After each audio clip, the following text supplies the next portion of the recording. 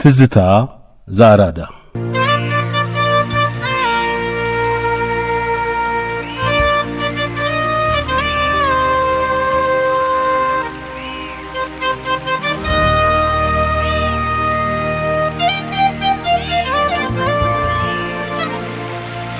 ከልጅነት እድሜ አንስቶ እስከ ቅርብ ጊዜ ድረስ ያዩዋቸውና የሰማዋቸውን የሳተፍኩባቸውና ያለፍኩባቸውን ሁኔታዎች በጽሁፍ መልክ አስታውሼ ለማለፍ እነሆ እቺን ጽሁፍ አቅርቤያለሁ ብለው አለማንተ ገብረስላሴ ትውስታዎቼ ብለው ያሳተሙት መጽሐፍ ሰሞኑን እጃችን ገብቶ ነበር።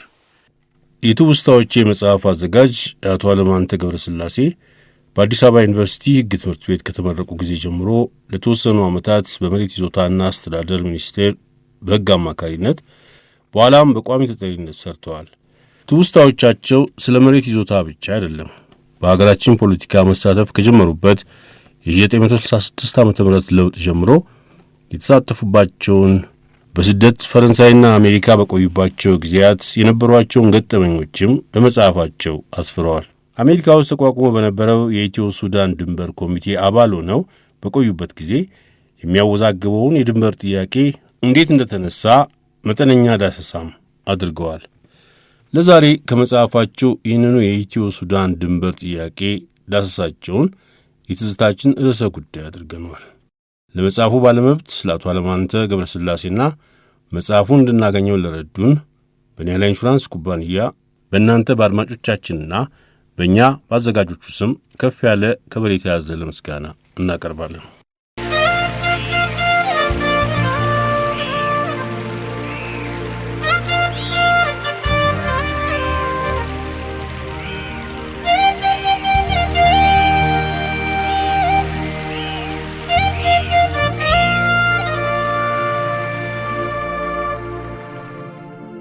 የኢትዮጵያና የሱዳን ድንበር ውዝግብ ረጅም ታሪክ ያለው ነው ይላሉ አለማንተ ገብረስላሴ።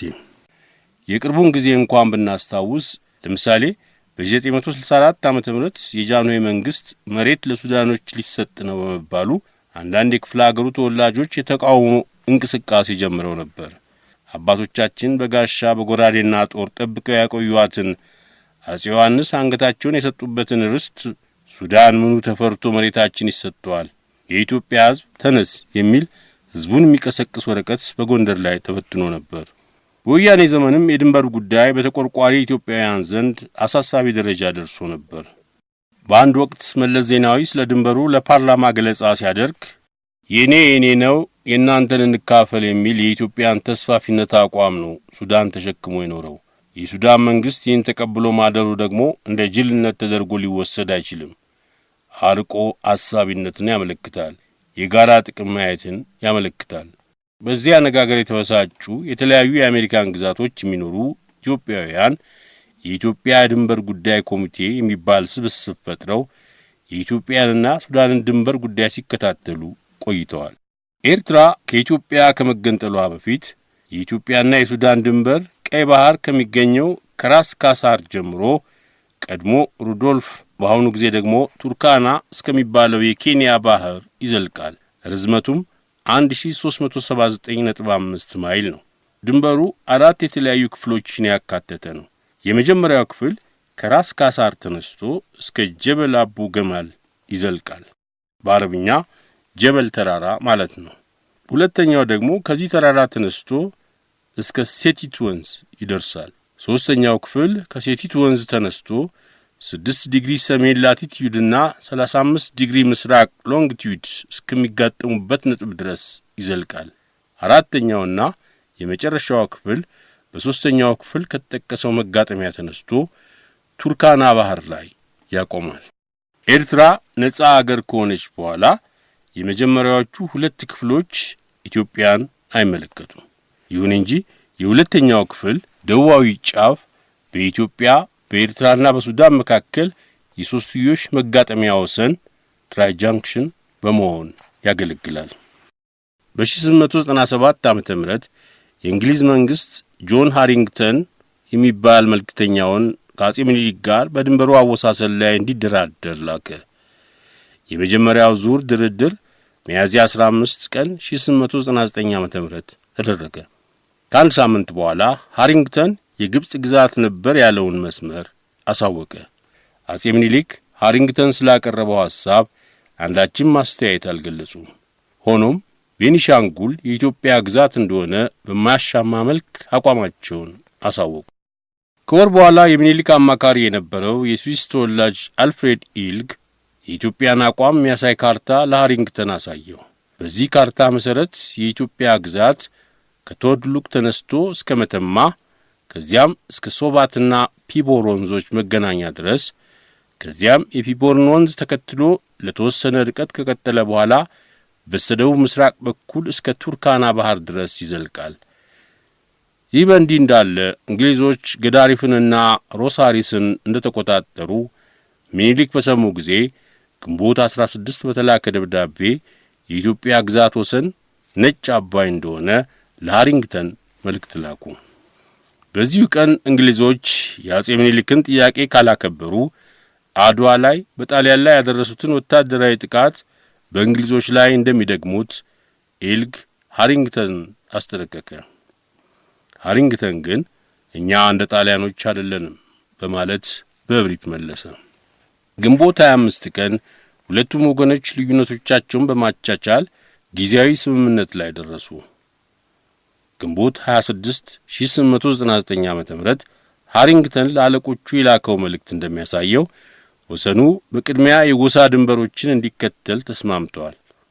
ሁለተኛ የወሰኑ መስመር ምስራቃዊውን የጋላባት ክፍለ ግዛት ድንበርና የደባይነህ ዳር ሶማቲን ሀገር ድንበር እንዲከተል ተስማምተዋል። ዳር ጉባ፣ ዳር ጉሙዝና ቤኒሻንጉል የኢትዮጵያ ግዛቶች እንደሆኑ እንዲሁም የወሰኑ መስመር የሶባትን ወንዝ ተከትሎ የፒቦርን ወንዝ እስከሚቀላቀል ድረስ እንዲዘልቅ ወንዙ እስከ 6 ዲግሪ ሰሜን ላቲቲዩድ የማይዘልቅ ከሆነ የ35 ዲግሪ ሎንጊቲዩድን እስከሚያቋርጥ ድረስ እንዲሆን ጨምረው ተስማሙ። ምንም እንኳን ቀደም ባለው ጊዜ እንግሊዞች ቤኒሻንጉልን የግብጽ ይዞታ ነው በማለት ሲከራከሩ የቆዩ ቢሆንም በመጨረሻ ግን በዚህ አቋማቸው አልገፉበትም። ለዚህም 3 ምክንያቶች ነበሯቸው። አንደኛው ከጦርነት ውጪ ሚኒሊክ ይህን ወርቅ የሚገኝበትን ግዛት አሳልፈው እንደማይሰጡ ሃሪንግተን ተገንዝቧል። ሁለተኛም የቤኒሻንጉል ገዢ ከ6 ወራት በፊት አዲስ አበባ ድረስ ሄዶ አጼ ምኒልክን መሪው እንደሆኑ አሳውቆ ተመልሶ ነበር። ሶስተኛ አጼ ምኒልክ ቤኒሻንጉል የሚገኘውን ወርቅ የማውጣት ሥራ ለእንግሊዝ ካፒታሊስቶች እንደሚሰጡ ቃል ገብተው ነበር። የመተማ ግዛት ጉዳይ ግን በቀላሉ የተፈታ አልነበረም። አጼ ምኒልክ መተማ ያለ ጥርጥር የኢትዮጵያ ግዛት ነው ሲሉ ጠንከር ያለ አቋማቸውን አሳውቀው ነበር። በመሆኑም ሃሪንግተን የመተማን ጉዳይ እንደ ቤኒሻንጉል በራሱ ኃላፊነት መወሰን አልፈለገም። ስለዚህ የመተማን ጉዳይ የበላይ አለቆቹ ውሳኔ እንዲሰጡበት ለግብጽ ገዢ ለነበረው ላለቃው ለቪስካውት ክሮመር በመላክ ሚኒሊክን ለማሳመን ያደረገውን ጠንካራ ክርክር የሚገልጽ ደብዳቤ ላከ። ደብዳቤው መተማ በግብጽና በደርቡሾች ትገዛ እንደነበረችና አጼ ዮሐንስ ለመተማ ገዢ ለነበረው ለኤሚር አቡ አንጋ በጻፉት ደብዳቤ የተቀበሉት ሐቅ እንደሆነ ይገልጻል። አጼ ምኒልክ ግን ይህን አልተቀበሉ። ድርድሩ እንደቀጠለ ሃሪንግተን ድንገት ሌላ ሐሳብ ይዞ ቀረበ። እንግሊዝ መተማን ለኢትዮጵያ ብትለቅ ሚኒሊክ በምትኩ ምን እንደሚሰጡ ጠየቀ። እርሳቸውም እስከ ቶማት ድረስ ባለው የጋላባትና የደባይነ ክፍለ ሀገር ላይ የነበረኝን የግዛት ጥያቄ ያስቀድሜ አንስቻለሁ። ከዚህም በላይ መተማ አጼ ዮሐንስ የተሰዉበትና አያሌ ኢትዮጵያውያን ደማቸውን ያፈሰሱበት ቦታ እንደመሆኑ ለኔና ለሕዝቤ ልዩ ዋጋ ስላለው መተማን ማስቀረት ፈልጋለሁ በማለት መለሱ። ከዚህ በኋላ በ1901 ዓመተ ምህረት የሁለቱን አገሮች መግባባት የሚገልጽ 7 አንቀጾች ያካተተ የድንበር ረቂቅ ውል ተዘጋጀ። ሆኖም የጣሊያን መንግስት ወኪል የነበረው ቺኮ ዲኳላ የውሉ የመጀመሪያ አንቀጽ ኢትዮጵያ ከጣሊያን ጋር ከተስማማችበት የ1900 ዓመተ ምህረት ውል ጋር ስለሚጣረስ ረቂቅ ውሉ መፈረም የለበትም በማለት ተቃውሞ በማንሳቱ ውሉ ሳይፈረም ቀረ። ድንበሩ የሚነሳው ኤርትራ ውስጥ ከሚገኘው ከቶድሉክ መሆኑን ሺኮዲኳላ ተቃውሞ አቀረበ። ለማንኛውም የእንግሊዝ መንግስት ከኢትዮጵያ መንግስት ጋር ውል ከመፈራረሙ በፊት ከጣሊያኖች ጋር መስማማት በመወሰኑ ከምኒልክ ጋር የሚደረገውን ድርድር ለማቋረጥ ወሰነ። እንደ አውሮፓ አቆጣጠር በ1901 ዓመተ ምህረት ህዳር ላይ ሁለቱ መንግስታት የሚስጥር መግለጫ ኮንፊደንሻል ዲክላሬሽን በሚል ስያሜ በመካከላቸው ስለሚኖረው ድንበር ስምምነት ላይ ደረሱ። ባጭሩ መግለጫው በስተምስራቅ ከኤርትራ ወደ ኢትዮጵያ በማይተብ ወንዝ በኩል የሚያልፈውን የሲራራ ነጋዴዎች መንገድ ለኢትዮጵያ እንዲሆን ሲያደርግ፣ በስተምዕራብ በኩል የሆምራን ጎሳዎች የሰፈሩበትን አገር ደግሞ ለሱዳን እንዲሆን ያደርጋል። በዚህ መሰረት ከጎንደር ወደ ኤርትራ የሚወስደውን የንግድ መስመር በተለይም የሲራራ ነጋዴዎች የሚያርፉበትን የኖጋራ መንደር ወደ ኢትዮጵያ እንድትሆን ተስማሙ። ሁለቱ ቅኝ ገዢ መንግስታት ያደረጉትን ሚስጥራዊ ስምምነት አጼ ምኒልክ ይሁንታቸውን እንዲሰጡበት በትብብር እንደሚሰሩና የንጉሱ ይሁንታ እስከሚገኝ ድረስ ስምምነቱ በሚስጥር እንዲያዝ ጨምረው እንደተስማሙ የእንግሊዝ ባለስልጣኖች ደብዳቤ ያሳያል። ከዚህ በኋላ ግንቦት 15 ቀን 1902 ዓ.ም ሶስቱም መንግስታት አንድ ስምምነት ላይ ደረሱ። አንደኛ፣ ቀደም ሲል የኢትዮጵያና የኤርትራ ድንበር ከቶማት ተነስቶ ወደ ቶድሉክ እንዲዘልቅ ተብሎ የነበረው ስምምነት ተሻሽሎ ድንበሩ የኦም ሀጃርና የተከዜ ሴቲት ወንዞች ከሚጋጠሙበት ቦታ ተነስቶ ተከዜ ከማይተብ ወንዝ እስከሚገናኝ ድረስ እንዲዘልቅና ከዚያም የማይተብ ወንዝ የመረብን ወንዝ ማያንበሳ ላይ እስኪገናኝ ድረስ እንዲሆን አድርጓል። ከዚህ ስምምነት በኋላ የተከዜና የአትባራ ወይም ጓንግ ወንዞች መጋጠሚያ ላይ የምትገኘው የቶማት መንደር የኢትዮጵያና የሱዳን ድንበር መለያ መሆኗ ተሽሯል። ሁለተኛ፣ ከተከዜና ማይተብ መገናኛ አንስቶ እስከ መረብና ማያንበሳ መገናኛ ያለው ድንበር ሲሰመር የኩናማዎች አገር ወደ ኤርትራ እንዲጠቃለል ተወስኗል። በመጨረሻም የኤርትራና የሱዳን ድንበር ከሳብድራት ተነስቶ ባቡገመል አድርጎ እስከ ኦም ሀጃርና ተከዜ መገናኛ እንዲሆን ተደርጓል። በዚህ ስምምነት መሰረት የኦም ሀጃርና የተከዜ ወንዝ የሚገናኙበት ስፍራ የኤርትራ የኢትዮጵያና የሱዳን ድንበሮች መነሻ ነውጥ ሆኗል። በመሆኑም አጼ ምኒልክ ቀደም ሲል የኢትዮጵያ ድንበር የቶማት ቶድሎክን መስመር ይከተላል ያሉት በመቅረቱ ከዚህ መስመር ወደ ደቡብ ያለው አገር ለኤርትራና ለሱዳን እንዲሆን ተደረገ። ስምምነቱ ለኢትዮጵያ ያተረፈው ነገር ቢኖር ከሁመራ አጠገብ የምትገኘውንና ከጎንደር ወደ ኤርትራ በሚወስደው የንግድ መስመር ላይ የነጋዴዎች መናኸሪያ የሆነችውን የኖጋራ መንደር ብቻ ነው።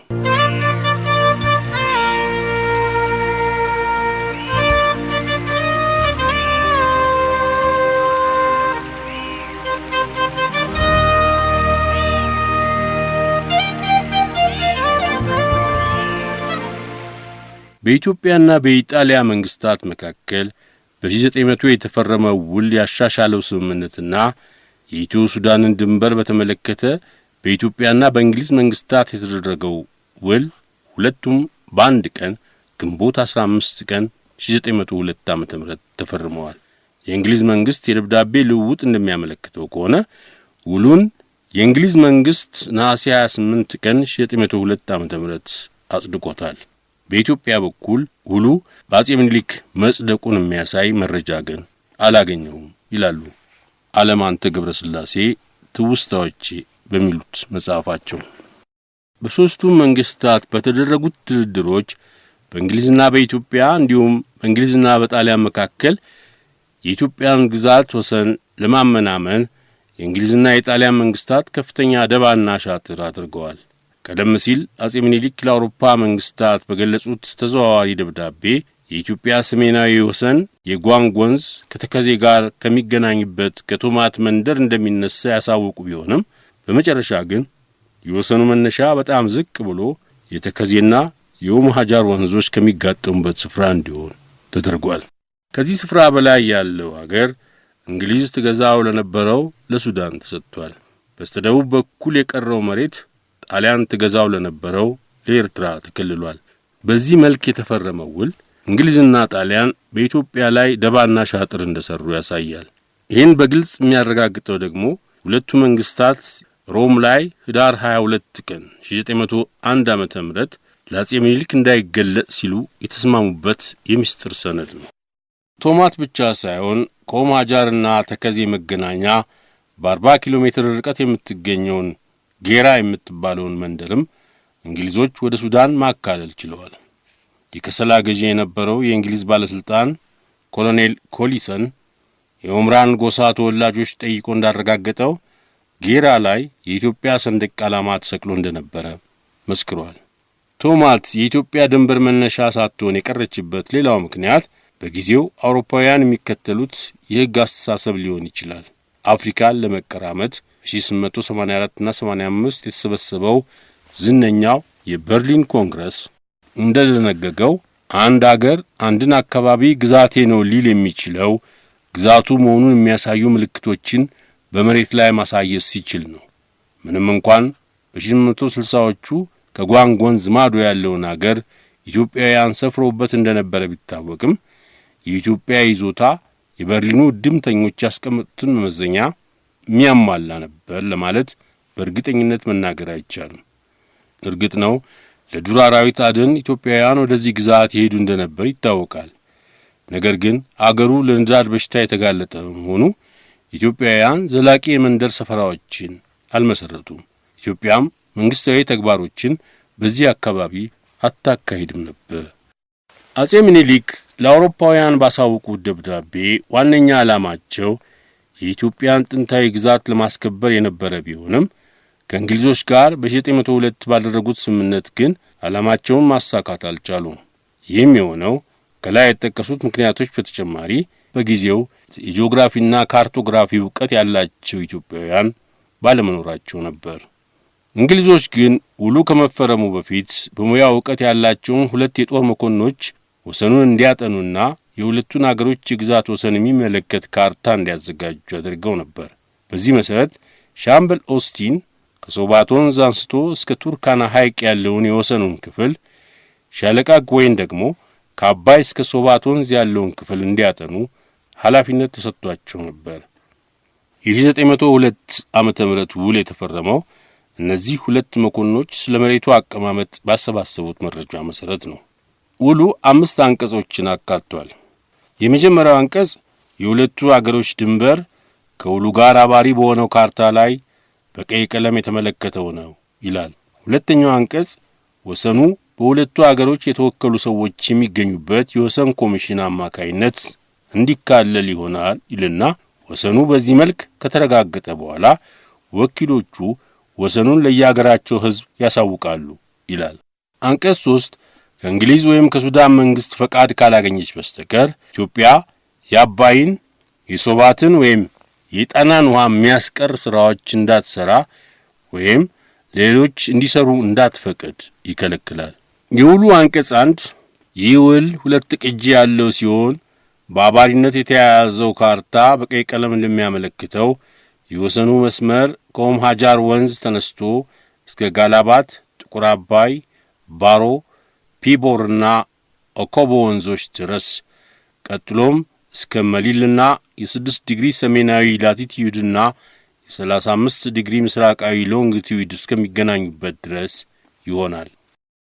በዚህ አገላለጽ መሰረት የወሰኑ ርዝማኔ 900 ማይል ወይም 1448.41 ኪሎ ሜትር ነው።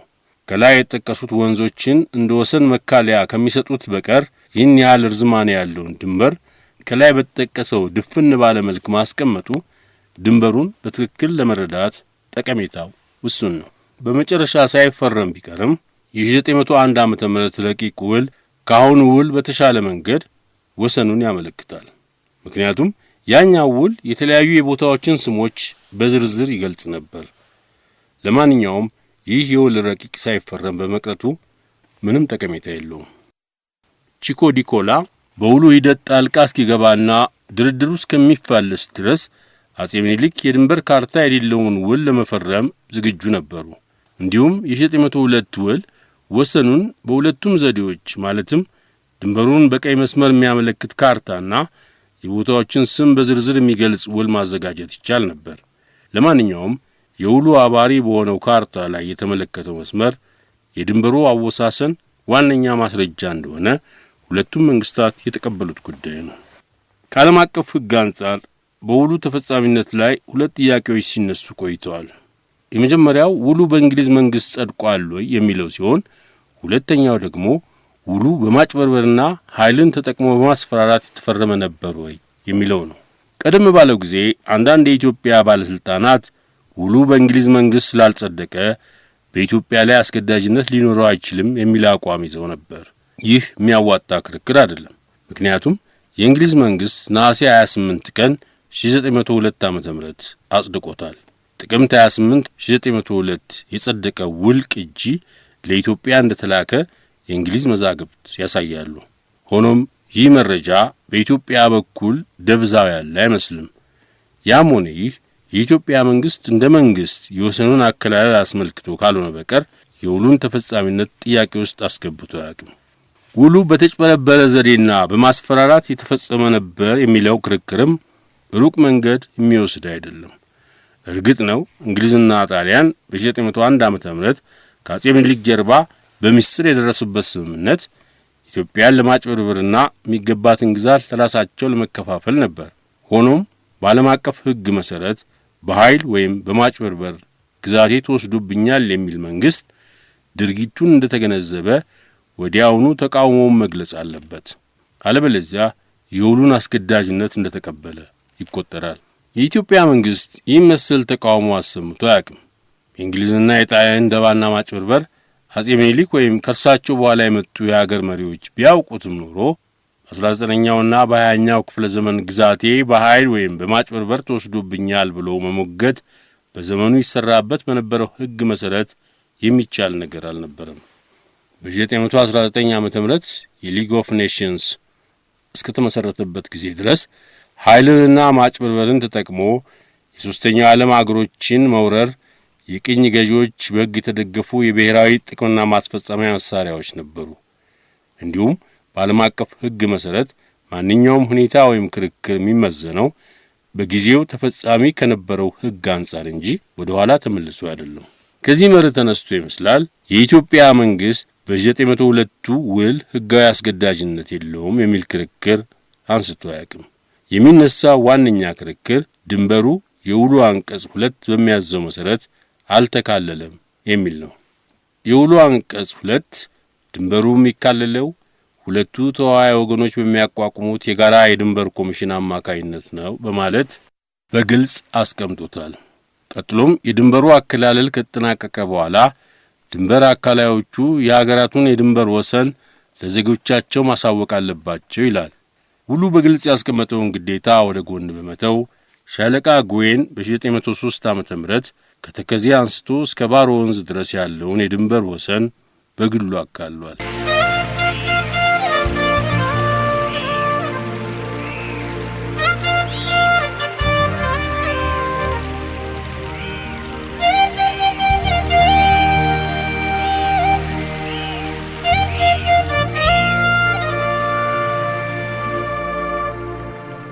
ሻለቃ ጉዌን በ1903 ዓ.ም ያካለለው ድንበር የሱዳን መንግስት ውሉ በሚያዘው መሰረት የተፈጸመ ነው በማለት ሲከራከር ቆይቷል። ማንኛውም አገር ቢሆን የግዛቱ ዳር ድንበር በአንደኛው ተዋዋይ ወገን ብቻ እንዲወሰን ይፈቅዳል ብሎ ማሰብ ፈጽሞ አይቻልም። ሻለቃ ጉዌን ወሰኑን ሲያካልል በአንድ በኩል የራሱን አገር ጥቅም፣ በሌላ በኩል ደግሞ የኢትዮጵያን ጥቅም እንደወክል አስመስሎ ነበር። ነገር ግን የውጭ ጉዳይ ሚኒስትር የነበሩት አቶ ከተማ ይፍሩ ከ40 ዓመታት በፊት እንዳሉት ሻለቃ ጉዌን የእንግሊዝ መንግስት ወኪል እንጂ የኢትዮጵያ መንግስት ይወክለው ሰው ካለመሆኑም ሌላ ወሰኑን በሚያካልልበት ጊዜ የኢትዮጵያ መንግስት የሚያውቀው ነገር አልነበረም። ይሁንናም የሱዳን መንግስት ጉዌን ሁለቱም አገሮች የሾሙት ወኪል ነበር በማለት ያቀረበው መከራከሪያዎች ነበሩ። አንደኛው ሃሪንግተን አጼ ምኒልክ ዘንድ ህዳር 1902 ዓ.ም ቀርቦ በነበረበት ጊዜ አገራቸው የካርታ ስራ የሚያውቅ ዜጋ እንደሌላቸው ንጉሱ በቃል ነግረውት ነበር ይላል። ሁለተኛው ንጉሱ በጉዌን ላይ ሙሉ እምነት እንደነበራቸው ይናገራል። በተጨማሪም ህዳር 7 ቀን 1902 ዓ.ም ንጉሱ ድንበር አካባቢ ላሉ ባለስልጣኖች ባስተላለፉት ደብዳቤ ጉዌን የማካለሉን ተግባር ለመፈጸም ወደ ድንበር ስለሚሄድ ባለስልጣኖቹ ወኪሎቻቸውን ወደ ቦታው እንዲልኩና ጉዌን የሚያሳያቸውን ድንበር እንዲመለከቱ አዘው ነበር ይላል። ከመለስ ዜናዊ አስተዳደር ውጪ በየጊዜው ስልጣን የተቆጣጠሩ የኢትዮጵያ መንግስት መሪዎች የሱዳንን ክርክርና አቋም ተቀብለው አያውቁም። ምክንያቱም ግልጽ ነው። የውሉ አንቀጽ 2 በማያሻማ መልክ ያስቀመጠውን መሰረታዊና ዋነኛ የውል ግዴታ እንደሌለ አድርጎ ድንበር ማካለል ውሉን መሻር ማለት ሆኖ ሊታይ ይገባዋል። እርግጥ ነው በጊዜው ኢትዮጵያ ስለ ካርታ ጥናትና የድንበር ማካለሉን ስራ የማስፈጸም ችሎታ ያላቸው ዜጎች አልነበሯትም። ሆኖም ግን አጼ ምኒልክን የመሰለ አስተዋይና ለግዛቱ ቀናኢ የሆነ ንጉስ ድንበር የማካለሉን ስራ የኢትዮጵያን ግዛት ለመውሰድ ለተነሳሳ ተቀናቃኝ የባዕድ መንግስት አሳልፈው ይሰጣሉ ብሎ መገመት አሳማኝነት የለውም። በተለይም ከውሉ መፈረም ቀደም ብሎ በነበረው የድርድር ወቅት የእንግሊዝ መንግስት የኢትዮጵያን መሬት ወደ ራሱ ግዛት ለማካተት ያሳየውን ያላቋረጠ ሙከራና ከውጫሌ ውል ጋር ተያይዞ የደረሰውን ውጣ ውረድ የሚያስታውሱት አጼ ምኒልክ ጉዌንን አምነው የማካለሉን ስራ ለእርሱ ብቻ ይሰጣሉ ብሎ ለማመን እጅግ ይቸግራል። ከዚህ በላይ የሚገርመው ነገር ደግሞ ወደ ድንበር እንዲሄዱ የታዘዙት ባለስልጣኖች የገዛ ሀገራቸውን ዳር ድንበር የኢትዮጵያ ተቀናቃኝ በነበረችው የእንግሊዝ መንግስት ወኪል እንዲያሳዩአቸው ተብሎ ነበር የሚለው አባባል ነው። ኢትዮጵያ ሀገር በቀል የካርታ ባለሙያዎች ያልነበሯት ቢሆንም እንኳ ጥቅሟን ለማስከበር የውጭ ሀገር ባለሙያዎችን ለመቅጠር ትችል እንደነበር እንግሊዞች የዘነጉት ይመስላል። እንደሚታወቀው በድንበር ድርድሩ ወቅት የንጉሱ አማካሪ የነበረው አልፍሬድ ሂልክ ታህሳስ 6 ቀን 1907 ዓ.ም በኬንያ በኩል ስላለው ድንበር ኢትዮጵያ ከእንግሊዝ ጋር ስትዋዋል በኢትዮጵያ በኩል የማካለሉን ስራ እንዲሰራ የተመደበውን በሂልክ አማካይነት በተገኘው ሹበርት በሚባለው ጀርመናዊ ባለሙያ አማካይነት ነበር። ሆኖም ሹበርት ከስፍራው ከመድረሱ በፊት ጉዌን እንደለመደው ድንበሩን በግሉ አካሎ ጨርሶ ነበር። ለማንኛውም ውሉ ያስቀመጠውን እንደዋዛ ወደ ጎን ማድረግ አይቻልም። በቪየና ኮንቬንሽን መሰረት የአንድ ውል ይዘትን ለመረዳት የውሉን ቃላት በቅልቦና መረዳትና ውሉ የተፈረመበትን አውድና ዓላማ ማገናዘብ አስፈላጊ እንደሆኑ ይደነግጋል። አንቀጽ 31 በ1902 ውል መሰረት የኢትዮጵያና ሱዳን ድንበር ሁለቱ ወገኖች በጋራ በሚያቋቁሙት የድንበር ኮሚሽን አማካይነት እንደሚፈጸም ያዛል። ይህ የውል ግዴታ ተፈጻሚ አልሆነም። የድንበር ኮሚሽን ማቋቋም አስፈላጊነትም ግልጽ ነው።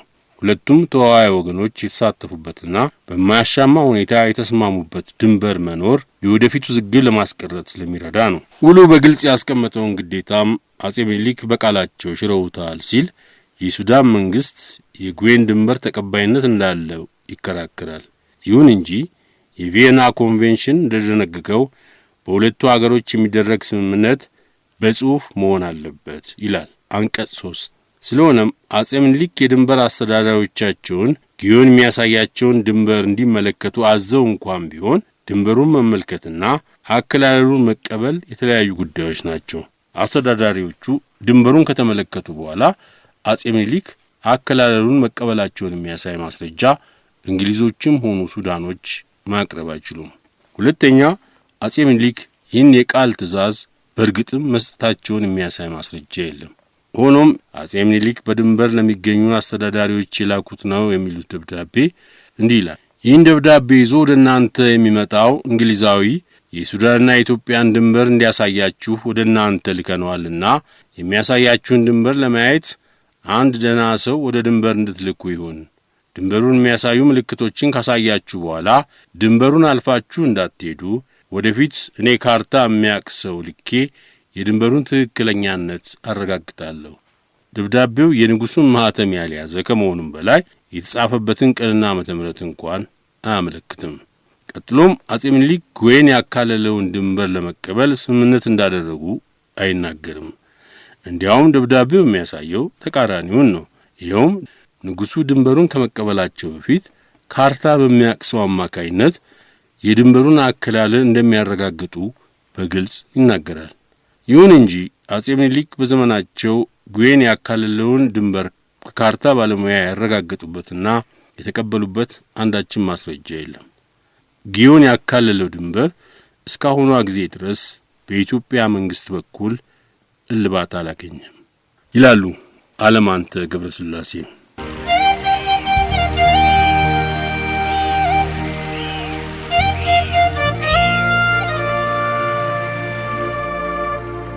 የኢትዮ ሱዳን ድንበር ጥያቄ ዳሰሳ አላበቃም። ሳምንት ተከታዩን ይዘን እንቀርባለን ይላሉ አለማንተ ገብረስላሴ ትውስታዎቼ በሚሉት መጽሐፋቸው።